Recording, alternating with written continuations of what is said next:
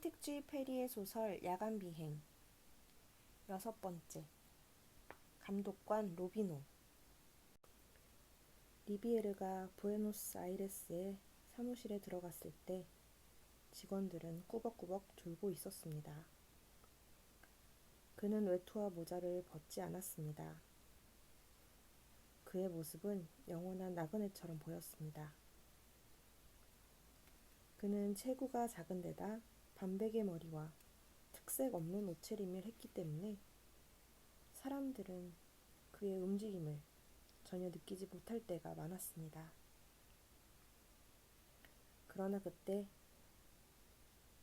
그러나 그가 나타났다는 걸 알게 되는 순간 사람들은 활기를 띠게 됩니다. 사무원들은 허둥대기 시작하고 과장은 최근 서류들을 훑어보고 타자기는 또닥또닥 소리를 내기 시작했습니다.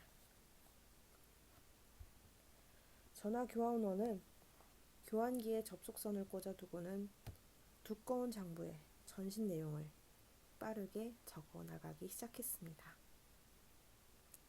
리비에르는 앉아서 그 전신들을 읽었습니다. 칠레 노선 우편 비행기의 문제가 다 해결되어 그는 이제 흐뭇한 마음으로 하루의 전신 내용들을 읽었습니다. 모든 일이 순조롭게 진행되고 있다는 전신과 비행기가 통과하고 난 비행장마다 차례로 보내오고 있는 전신들이었습니다. 그 내용은 모두 승리의 보고 같았습니다.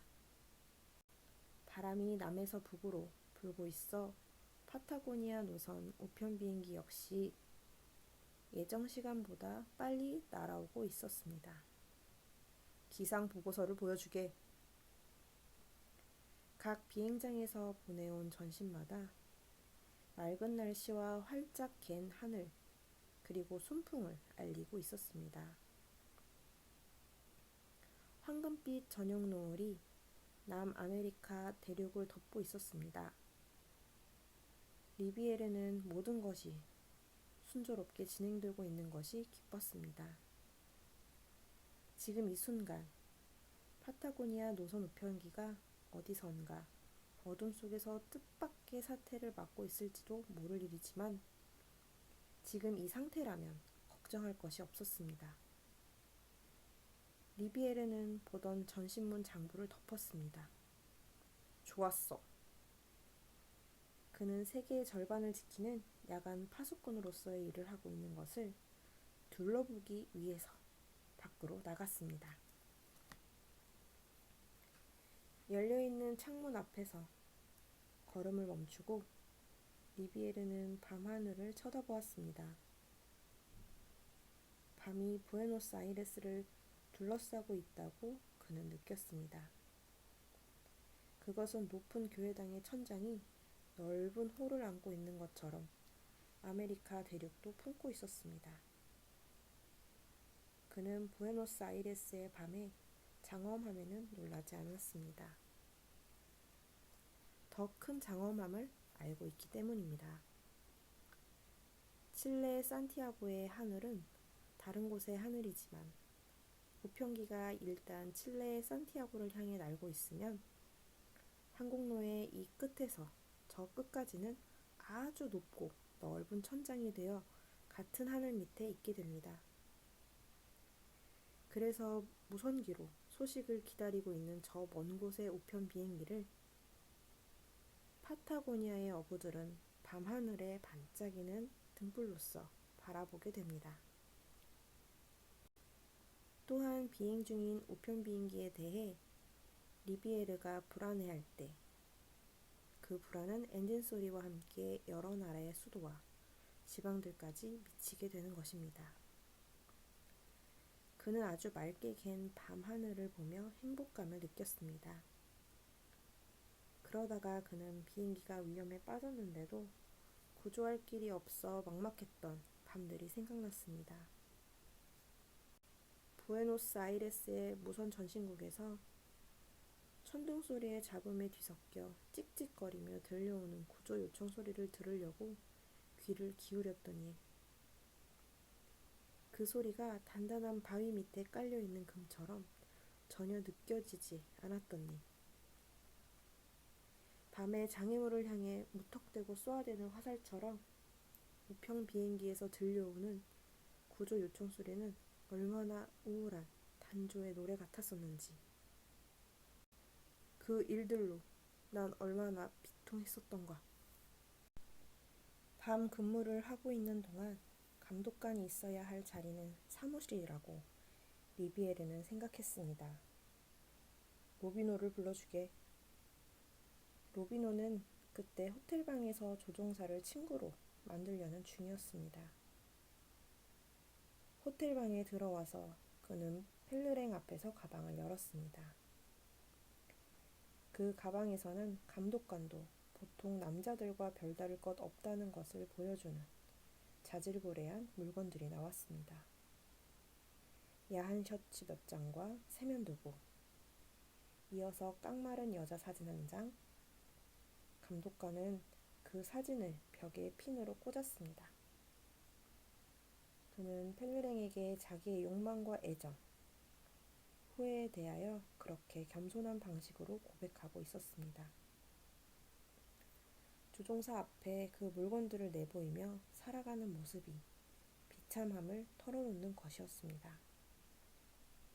그것은 자기에게 정신적 습진이 있다는 부끄러운 면을 고백하는 것이고 자신의 감옥을 보여주는 것이기도 했습니다. 그러나 모든 사람과 마찬가지로 로비노에게도 자랑할 만한 작은 것이 있었습니다.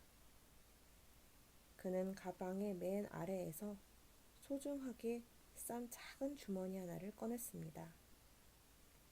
그것은 그에게 위안을 주는 물건이었습니다. 그는 잠시 동안 말없이 주머니를 만지작거리다가 마침내 두 손을 떼며 말했습니다. 이건 사하라에서 가져온 거죠. 감독관은 그런 비밀을 털어놓는 것이 부끄러워 얼굴을 붉혔습니다. 자기의 비참한 모습, 불행한 결혼생활, 우울한 현실들에게서 그는 이 작고 거무스름한 조약돌들로 위로를 받고 있었습니다. 얼굴이 좀 더 빨개지면서 그는 말했습니다. 브라질에도 이와 똑같은 것들이 있죠. 펠르랭은 이 감독이 공상의 세계에 푹 빠져 있다고 여겨져 감독관의 어깨를 가볍게 두드려 주었습니다. 그리고는 그에게 뭔가 관심을 가졌다는 것을 알리기 위해 지질하게 관심이 있으신가요? 하고 물었습니다. 바로 그게 나의 즐거움이랍니다. 로비노에게 위안이 되는 것은 오직 둘뿐이었습니다. 리비에르 지사장께서 중대한 결정을 내리기 위해 나를 찾으신다고 하니 나는 이만 가봐야겠소. 로비노가 사무실에 들어섰을 때 리비에르는 깊은 생각에서 빠져 그를 부른 것을 까맣게 잊은 것 같았습니다. 그는 벽에 붙어 있는 비행노선 지도를 들여다보고 있었는데 회사의 항공노선은 붉은색으로 표시되어 있었습니다. 감독관은 가만히 서서 리비에르의 지시를 기다렸습니다. 리비에르는 한참 후에야 그를 돌아보지도 않은 채 물었습니다. 로비노, 이 지도를 어떻게 생각하시오?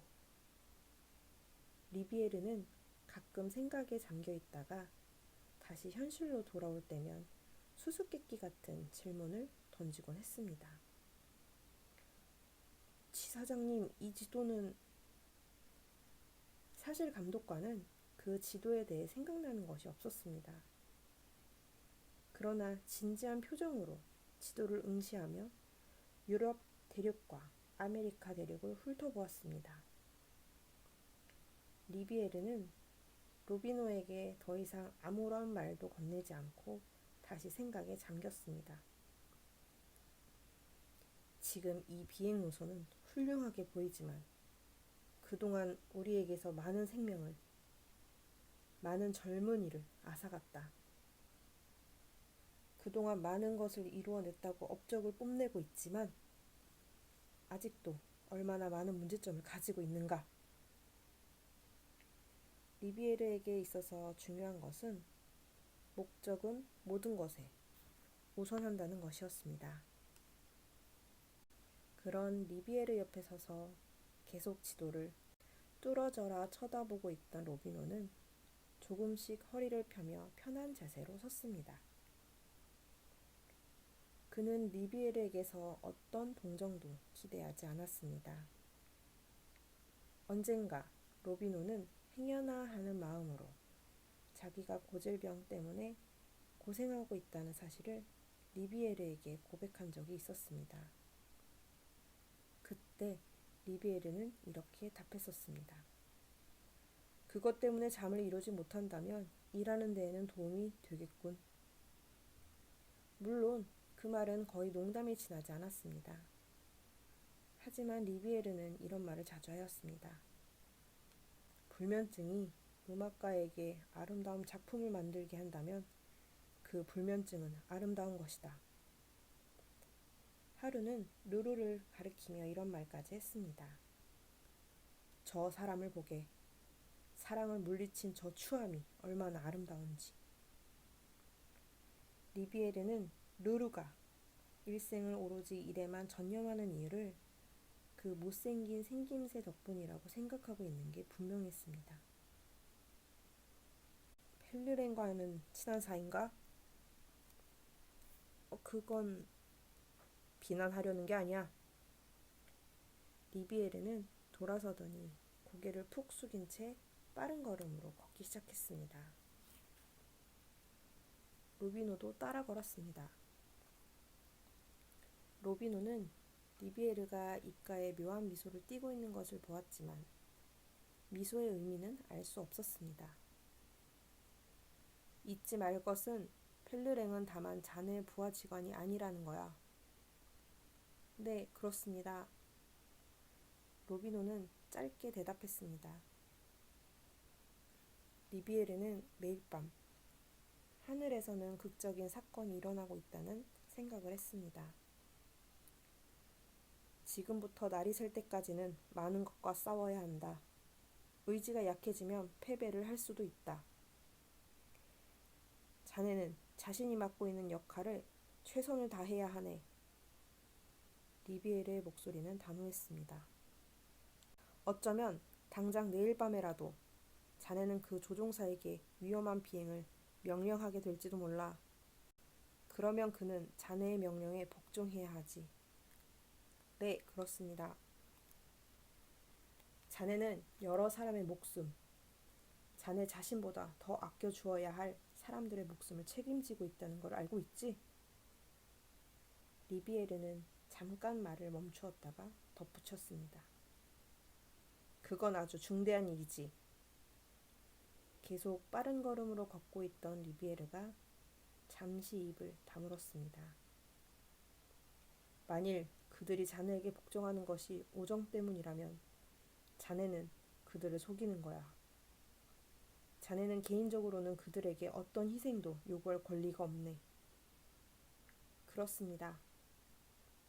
반대로 그들이 자네의 우정을 믿고 힘든 일에서 자기들을 빼주겠거니 생각한다면 그 또한 그들을 속이는 거야. 그들은 언제나 자네에게 복종해야 하네. 거기 앉게. 리비에르는 로비노에게 자기 책상 쪽에 있는 의자를 가리켰습니다. 로비노, 나는 자네가 제자리를 찾을 수 있도록 도와주겠네. 자네는 자신이 지쳐 있더라도 부하 직원들의 힘을 북돋아 주어야 할 사람이네. 그런데 상사라는 사람이 부하 직원에게 약한 모습을 보인다면 그건 웃음거리밖에 안 돼. 자, 받아 쓰게. 저는 받아 적도록. 감독관 로비노는 조종사 펠르랭에게 이러저러한 이유로 이러저러한 벌을 내림 이라고 쓰게. 이유는 자네가 만들어내고. 지사장님! 로비노, 내 말을 이해했다면 그대로 이행하게. 자네의 부하를 사랑하게. 하지만 그들이 알지 못하게 사랑하게. 이제 로비노는 다시 열을 내어 프로펠러의 회전축을 닿게 할 것이 분명했습니다. 한 비상 착륙장에서 전신을 보내왔습니다. 우편 비행기 보임. 비행기에서 엔진 이상 있음. 착륙하겠음. 이란 전신을 보내왔음. 아마도 30분은 지체되겠군. 리비에르는 특급 열차가 선로 위에 딱 멈춘 채로 시간이 지나도 들판을 벗어나지 못하고 있을 때와 같은 짜증을 느꼈습니다. 지금부터 우편 비행기가 도착할 때까지 괴종시계의 큰 바늘은 죽은 공간을 그리는 것과 같다. 분침과 시침의 바늘이 만든 컴퍼스 간격 속에 얼마든지 많은 일이 일어날 수 있는 시간이다. 리비에르는 기다리는 지루함을 잊으려고 사무실 밖으로 나갔습니다. 밤은 마치 배우 없는 무대처럼 텅 빈 것 같았습니다. 이런 밤에 시간을 허송하다니. 그는 창문을 통해서 별이 총총한 밤하늘과 멋지게 꾸며진 비행 표지판을 번갈아 바라보았습니다. 그리고는 헛되이 버린 밤의 금빛 달을 원망스럽게 바라보았습니다. 그러나 비행기가 이륙하자 그 순간부터 밤은 리비에르에게 아주 감동적이고 아름답게 다가왔습니다. 밤은 그 안에 우편 비행기라는 생명을 잉태하고 있었습니다. 그리고 리비에르는 그 생명을 보살피고 있는 것입니다. 기상 상태는? 리비에르는 우편기의 승무원에게 무선으로 묻게 했습니다. 10초가 지나서 답신이 왔습니다. 기상 상태 아주 좋음. 이어서 우편 비행기가 통과한 도시의 이름들이 들려왔습니다. 리비에르에게는 그 도시의 이름들이 전투에서 점령한 도시들처럼 느껴졌습니다.